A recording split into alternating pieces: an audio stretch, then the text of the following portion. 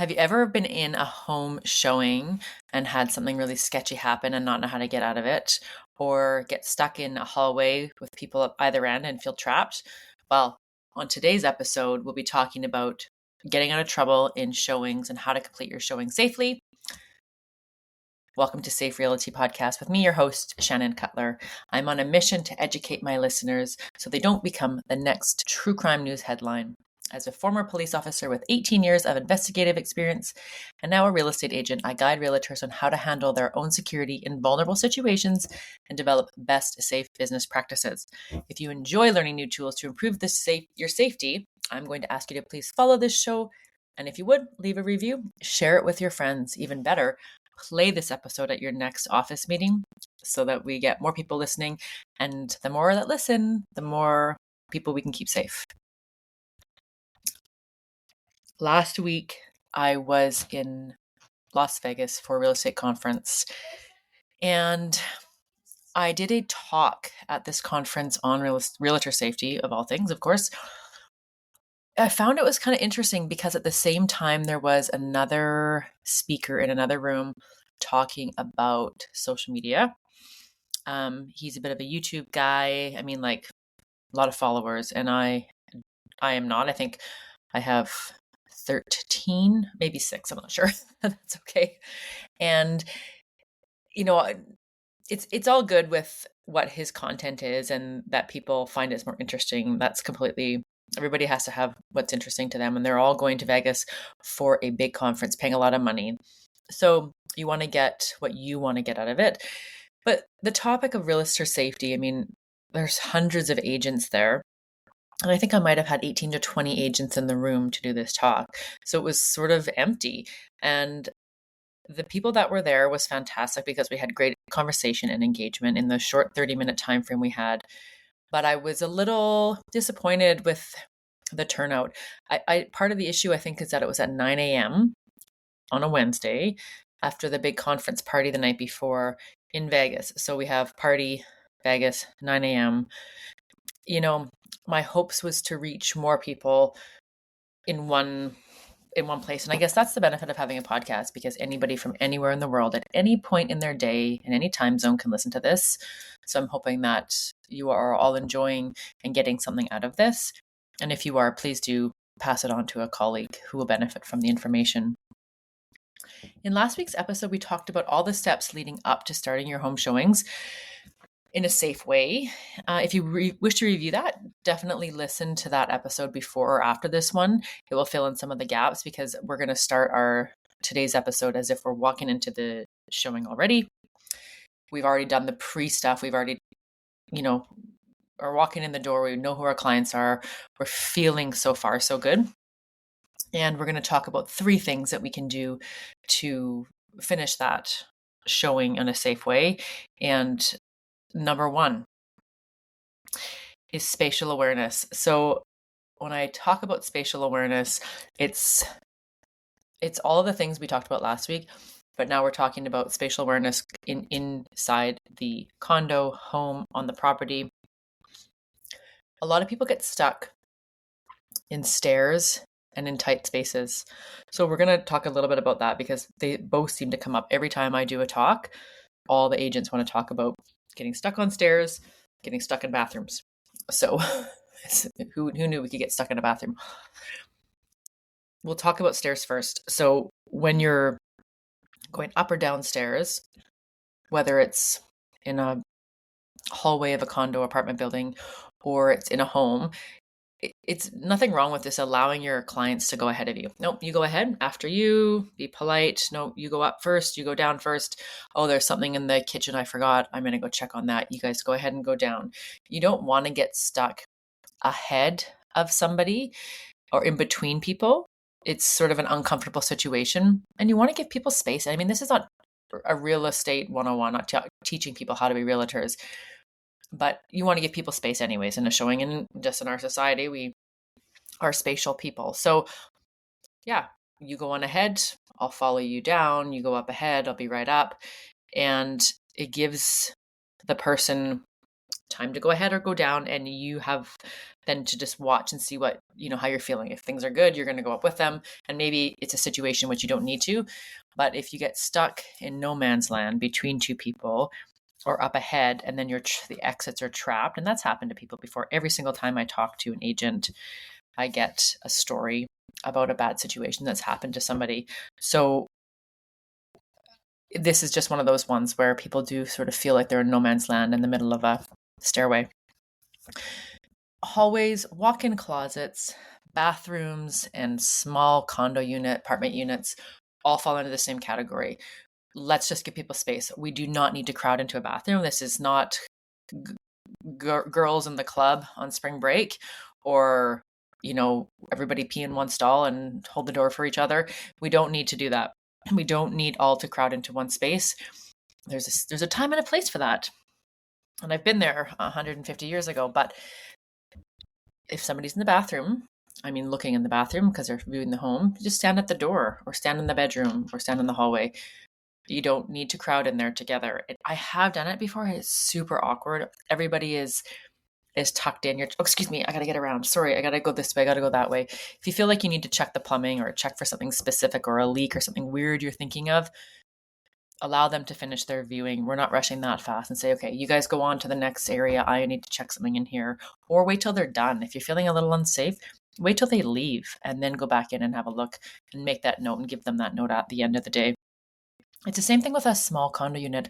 I've gone into such small units that if there's 3 people in there, it feels really small. So there's nothing wrong with standing at the door and you can see everything from there and say, hey, you go ahead and look. I've seen this unit, or I've seen it online, or I'll let you guys have the room to walk around and see what you need to see. If you have any questions, let me know.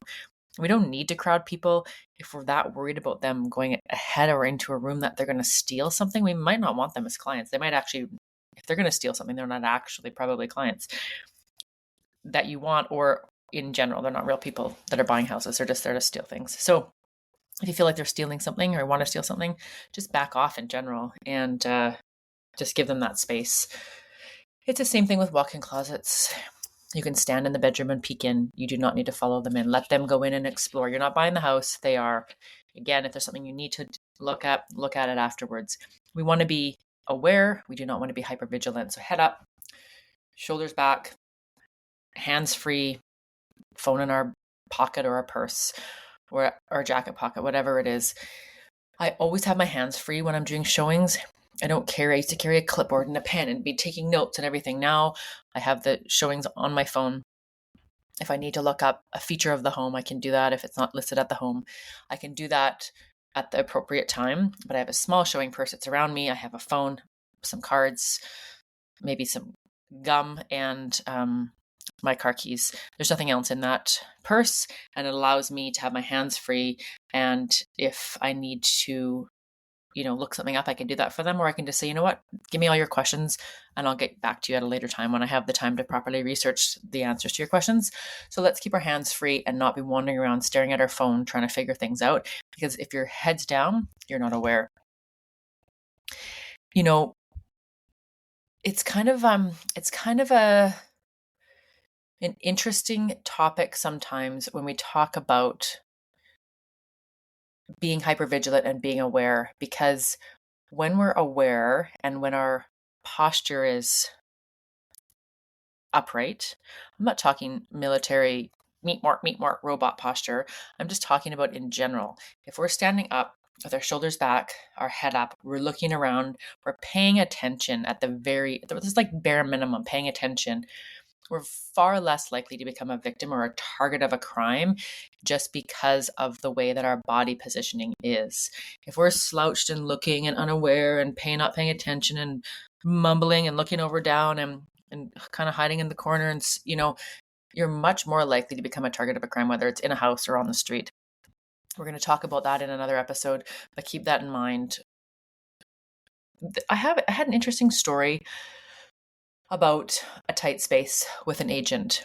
I was doing a talk with a group of new agents, and he was new to the board, but a very experienced agent. And he told me that he went in one evening to have a seller, an unrepresented seller, sign an offer that he was representing the buyer. He went in, it was evening, the adult male and his adult mom were both highly intoxicated. He sat down at the table with them, and he was between the table and the wall, and presented the offer to them. Now, he said at that time, their emotions started to get high. They started to get kind of mad and angry because they weren't getting along and because they were shit-faced. And when people are drunk, sometimes everybody's different. Sometimes you get the happy dancer, sometimes you get the angry fighter, sometimes you get the sleepy dopey guy. You never know, but lots of times people's emotions will change, their personalities will change, and they'll be increased. So if they're normally a mad person, they're going to be double mad. So this is what happened. These people started to get mad and upset, and this guy did not know what to do. He was literally stuck between the table and the wall. And he said he felt at one point that the guy was going to shove the table into him, and he goes, he would have been pinned. And I'm not there to ask why he did what he did, but I did ask. He asked me what he should have done differently.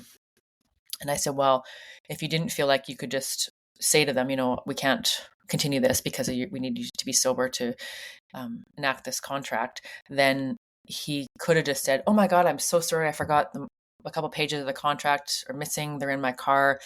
I'm going to run out to my car. I'll be back in a few minutes.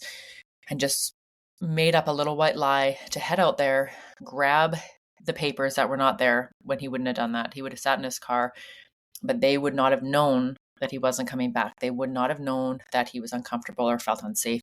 If he didn't feel like he could have had that conversation with them, which many times you can't, then that's okay. I would have just said, hey, I forgot something in my car. It's something really important part of the contract. I don't know where my head is tonight. I'll be right back. I'm so sorry for the inconvenience. And then once outside, you can decide, do you want to go back in? Do you want to call somebody for help? Do you want to leave and call back to the home and just say, look, this is the situation. I'll be in touch in the morning when everybody has a clear head. He said his gut felt it, and he didn't listen to it. He just sat there and finished it. So we had a good chat about that. But there's never anything wrong with coming up with a little white lie that will help protect you and diffuse a situation. So number 2, we're going to talk about in showing safety is coming up with your little white lie. Again, communication can be key. And if you're feeling like you're going to be the victim of a crime, or a crime is going to be committed to you or in the home, and you don't know how to address it, which most people don't, then we need to come up with some skills and some tricks and some things we can do to help protect ourselves. And I don't mean protect with like a shield. I mean protect with our words. Use our brains over our brawn. What's your little white lie? I mean, we all tell little white lies all the time. I've been telling my mom that I love her cooking for many years, and I don't. I don't usually love her cooking. She always asks me why I put so much sauce on everything. It's because when I was a child, she rubberized everything that she cooked because she was so worried about food poisoning us, that she overcooked everything, and now I put sauce on everything. And so my little white lie is, Mom, it's good. No, it was really good. Thank you so much for dinner. I don't have the heart to break it to her. We need a couple of those little white lies. This is the tooth fairy little white lie. I have said to people when I felt something funky going on, I've said, I am not feeling well. I'm so sorry. I think I'm going to be sick. I'll be right back. And I've left the house. And I've gone outside and I've thought, okay, there's something amok with these people and I need to figure this out. So there's nothing wrong with that. It's like being stuck in an elevator. You feel uncomfortable getting into an elevator with someone. We talked about this on last week's episode. Don't get in that elevator. Say, I'm so sorry. I'm coughing. I'm sneezing. I'm not going to get you sick. You guys go in the elevator ahead. I'll meet you up there. Your little white lie. You hit your car alarm. You have your keys in your pocket, keys in your hand, keys in your purse. Hit your car alarm a couple times. Oh my God, I'm so sorry. What an inconvenience this is. I'm going to go check on my car and start this out. I'll be right back. And then you're not alerting or alarming someone that you feel unsafe. You just exit in a way that's very neutral. I think a really great one is if you're feeling uncomfortable in a showing, look at your phone or pretend you get a buzz and say, I'm so sorry, but the agent of this listing has double booked us. Another agent and their clients are going to arrive in the next few minutes. We are not in any rush. We don't have to get out of here, but just so you're aware, somebody will be showing up shortly. That is one of the best ones to use. I have said, I'm so sorry. Something came up. I have my partner or my colleague is going to be dropping something off for me. I'm just going to run out and meet them, or if you hear a knock on the door, that's what it is. Again, it makes somebody think that somebody another party is arriving and they're not going to be able to commit the crime that they were intending on committing. You can always tell people that the houses are under video and audio surveillance, which many of them are. And you can also say, if it's a place where you have gas or a fireplace, you can say, "Oh my God, I smell gas. We need to leave," and just leave and hope that they follow you, because usually they will. They haven't had time to sniff around and be like, "I don't smell any gas. What are you talking about?" Nope. You just say, "I smell gas. We're out of here. We're leaving," and just leave. They can follow you. If they're in the house still and they don't leave and they're going to commit crime, you call the police. You can bang on the door and say, "I need you to leave the house." And if they don't, that's when you get the help that you need. You get the help from the police or a neighbor or a colleague or somebody else. You can always say, "I just got a notice from the selling agent that there's been an emergency. The sellers are coming home. We need to wrap this showing up right away and get out. We're going to have to reschedule. I'm so sorry." And again, this is when things are amping up and you're starting to feel really uncomfortable, but you don't know how to express yourself. As people, we need time and distance to react. Somebody that's coming into a situation that's planning on committing a crime or doing something nefarious, they have a plan and they're ready for it. We are simply reacting. We can't give a decent response because we're not prepared for it. We're just fully reacting.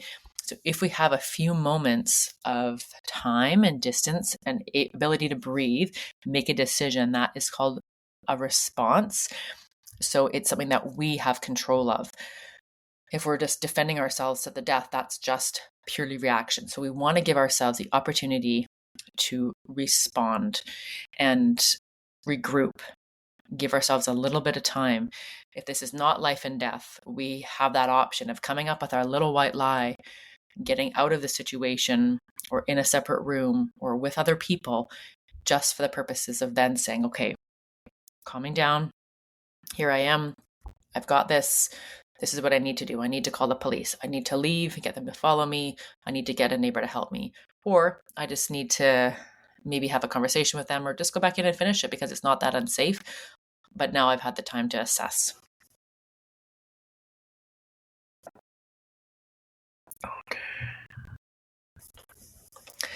So while you're listening, share this episode with another agent who is out showing properties right now. That's the best way to get this information to people. The plan is to have these episodes not too long so that when you're out on your showings during the day, you can just listen to a few things and pick up one or two best practices to employ in your day, in your business. So while you're at it, hit the share button. The third tip we'll talk about today is the ninja tip, the "you are not a ninja" tip. So don't try and be one. I watched an episode of Modern Family years ago, and Phil Dunphy, he was one of the characters, and he was a realtor and said that all realtors are just ninjas and blazers. I thought that was really funny because every time I look around, a realtor is wearing a blazer, and I have two in my closet actually. Although I'm leaning towards the sweaters these days, but that is definitely true. So we're not ninjas. That's why we're learning things to keep ourselves safer. We're taking self-defense classes. We're just having best business practices in real estate so that we do not need to become a ninja. However, if you find yourself in a situation in which things are getting very uncomfortable or unsafe, we need to have a plan, or at least something that we're comfortable with. It's always a great idea to have an escape route in the home, i.e., know where the exits are. I know how close the neighbors are. In the previous episode, we talk about knowing your property, where are the neighbors, what kind of area are you in, and how quick could you get help should you need it.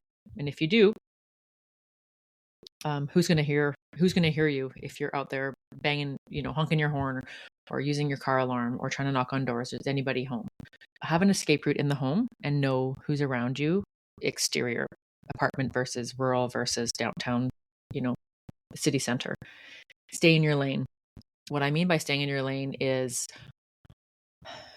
like the tips we talked about before, finding something that is comfortable for you. If you're not comfortable confronting somebody and saying, "Get the F out of my face," that you're too close, which is not the way we need to talk to people. Having your little white lies in your back pocket, having a plan, knowing a little bit more about the home will allow you to feel better if you get into an uncomfortable situation. Are these people there to steal? If they are there to steal, you're not the police. If you're comfortable asking them to stop, or put whatever they took back, or, do that. If not, leave, call the police. Hi, I'm a realtor. I'm on a showing. People in the home, I believe, are trying to steal something. They'll come help you. You can always tell people, included in the little white lie, this home is audio and video surveillance. They told me that. I don't know where they are. Most homes are nowadays. That might just stop anybody from doing something unless they can disprove that. So make noise. Get out. Get help. If you get out, make noise. If you're inside and you can't get out, make noise. Worst comes to worst, defend yourself by whatever means necessary and be as loud as you possibly can. In Canada, we have laws around carrying weapons. In the US, it's a little more liberal with that. I talked to an agent last week who gave me a referral. She is from Georgia. She went to a showing one time and the people had left, and she said a very sketched out drug addict came in and started chasing her around the island.